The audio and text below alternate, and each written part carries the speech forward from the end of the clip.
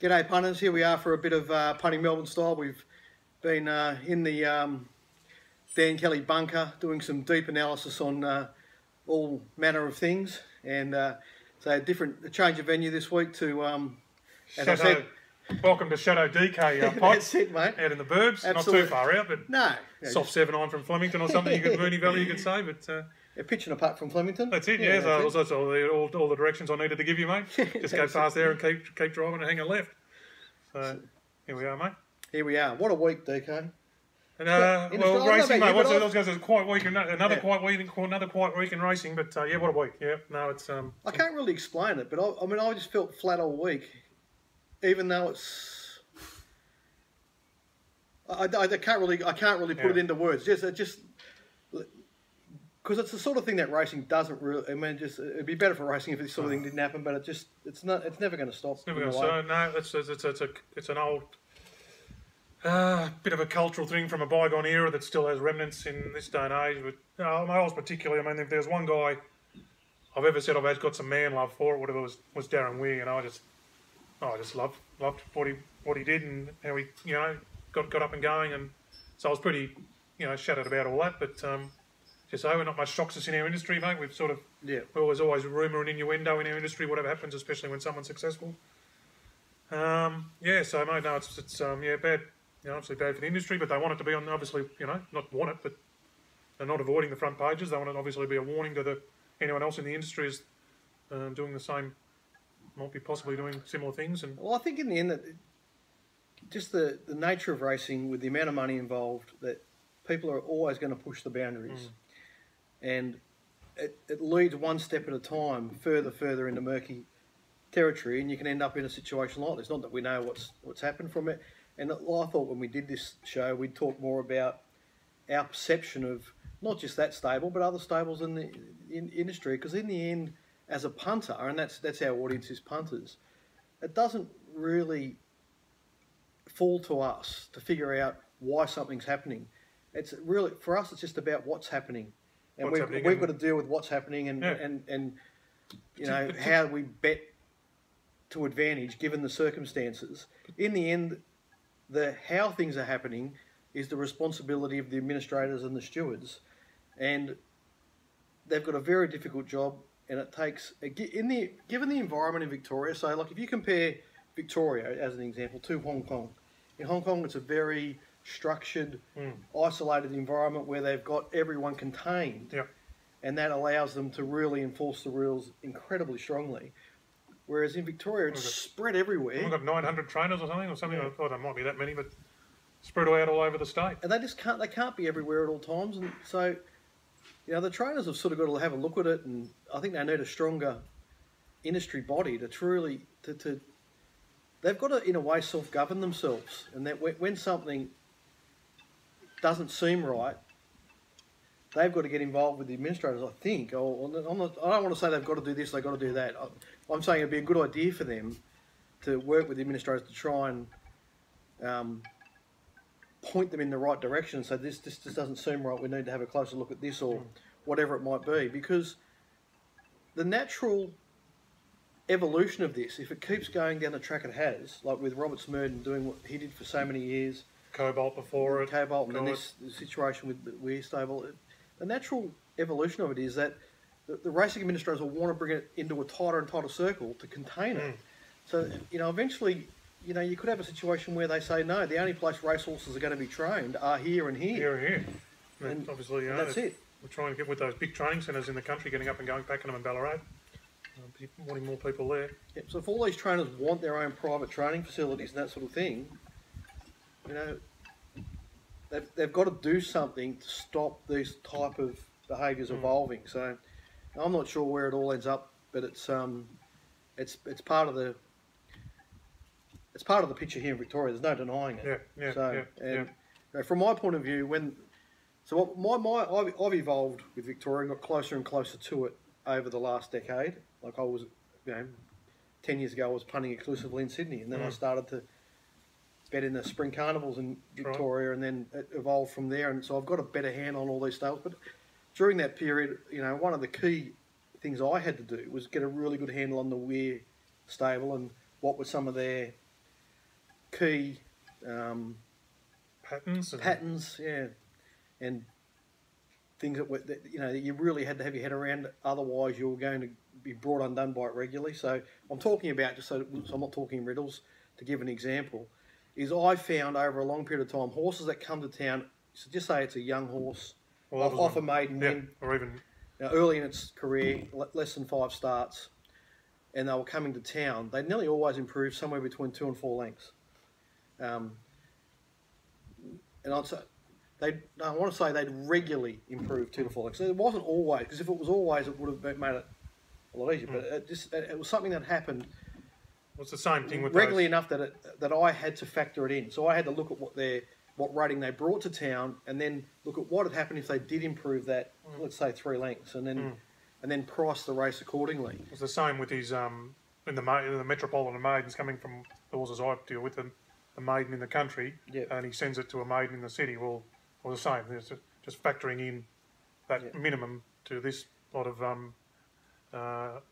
improvement, and in the end the market was factoring in it as well. So they're very well found, and they used to run pretty regularly, pretty well. Yeah. And then the next step for me was, once they got more experience and they established a city profile, is how much they were able to improve off that, how much they held their ratings. And I found, to be honest, they would get a base level, and then in a target race they could improve 2 lengths off that base level. For instance, like say a Humidor would sort of, I've got numbers in my head, it's no use saying the numbers, but it'd run a certain level first and second up, for instance, and then third up it'd go 2 lengths, or it might be fourth up, and then it it could regress from that, and then later in the prep it could get back there again. So there was sort of patterns. A lot of patterns, and that's how you do with. That's a game of cycles and patterns and things like that. So it's something you, as a punter, you really tune into. Saying there's anything untoward about any of that. It's just that's the training pattern of that stable, and a lot of other stables have got their own similar patterns. Some are ready to go first up, others are ready to go horses who want to back them third and fourth up. It's just everyone's got their different cycles and patterns. Yeah, and from my point of view, I got to the point early on. I used to think, how does this happen? What's causing this? Why is he able to hit this stable able to do that and many others can't? And I wasn't sure. And to this day, I've got no idea of the hows or the whys, what's behind it. But to me, in the end, I just got to the point where I just didn't worry about it anymore. I went, this is what's happening.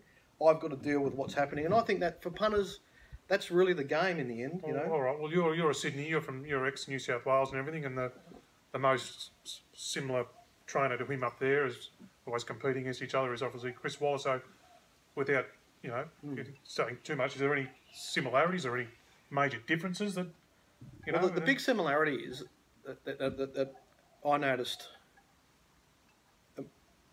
when I started working more heavily in Victoria with Waller, is the length of preparation. So in Sydney, the stables that were dominant prior to Waller, when I first started, were Gay and Snowden's when they had the Godolphin horses, and Hawks before that. Joe Pride, for instance, is one that had a lot of winners, even O'Shea. On average, so I'm talking in very general terms here, on average their preps for their older horses were in the 4 to 6 start range. Maybe you might get out to 8, but there'd be others that had only run 3. So on average it was in that 4 to 6 range. Whereas with Waller, they were always, there was a lot of horses getting 10 runs plus in a prep.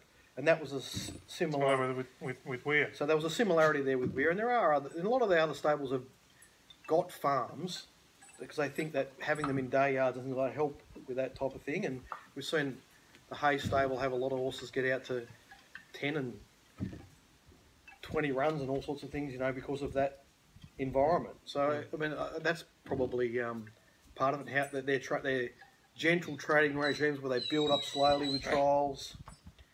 They're not in a rush first and second up, and whereas with Gay it's like get them. They have to win their trials. That's right. They're almost ready to go first up. They go better against second up, third up. The horse is starting to run out of gas. You know what I mean? So it was a different training method, but that length of amount of starts per prep was something that certainly, and that slow build was a pattern that Waller and Weir share for sure. So with Waller. In the period I was working in Sydney, his dominance really come from 2,000 metre plus races. Hey, Rastus. All right, mate, Rastus. There he is. Off you get, buddy. Guest appearance. Guest appearance from the Stavvy. Sit down, mate. Sit down. Sit down. So once you were less than 1,600, Waller was just another trainer. He wasn't, so this goes back 5 years. He just wasn't dominant in the 12 to 1,600 metre range where I did most of my betting. So, yeah, and I suppose with Darren Weir, initially,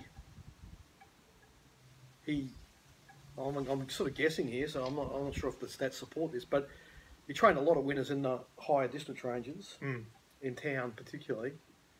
And then as he's got better and better horses, because he started off, when I first was looking really closely at Victoria, he was winning a lot of races with fairly cheap horses. And then as that success happened, then he started getting better and better stock. Yeah, and then it sort of changed again. That was about 3 or 4 years ago, I reckon. Yeah. Because he did it for the first 10 years with nothing more than $50,000 horses. Yeah. Or homebreds and things like that. Yeah, it's all changed anyway. So, yeah, I hope that answers your question. From Sydney to Melbourne, I can't really... and what about... I mean, Matt Steele's written an article this morning saying independent investigation into racing and all this sort of thing is the outside, quoting outside the bubble people, of course, as he tends to do, but... Can I say to Matt, just because you talk to a couple of blokes at the pub and you've got a few friends that you might see at a barbecue, that's purely anecdotal. That's not representative of the whole wider community. And racing needs to be really concerned about the people that are interested in wagering and not interested in people that are never, ever going to have a bet. Okay, they're not going to please them ever, so just don't pay any attention to them and what they want. Because what they want, those people, on the extreme end of that, is they want racing banned. Yeah. I was actually, while you say that, Matt Taylor, very good man, from Dream Team Matt on Twitter from Sydney. Good man. He posted something he put out on Twitter the other night. He said, there's nothing like non-punters being outraged and still not betting. I thought that was quite apt. That's spot on. Good on you, Matty.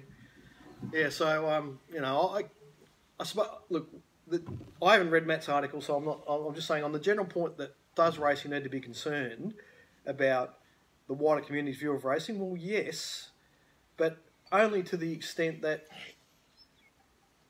it needs to be a really well administered and policed sport. I mean, as it is in Hong Kong. No one would look at Hong Kong and say it's not, well policed and well administered. So there's the benchmark, and I know they've got circumstances that allow that to happen, but that's the benchmark that Racing Victoria has to aim for. And if they need to change the rules to create that, so be it. And in the end, that'll be the fault of the trainers, because they've repeatedly shown they can't just be let run their own race.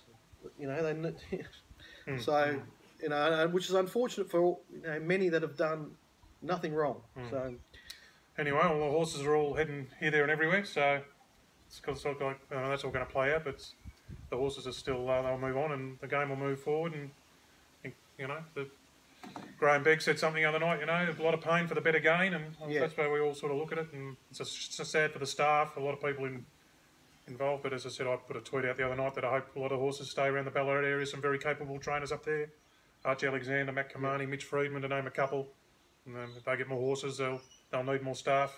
Hopefully give some of the Wiz staff a chance at a job. And anyway, I suppose we play on, mate. Yeah, just play on. Racing's one thing about racing is it's incredibly resilient.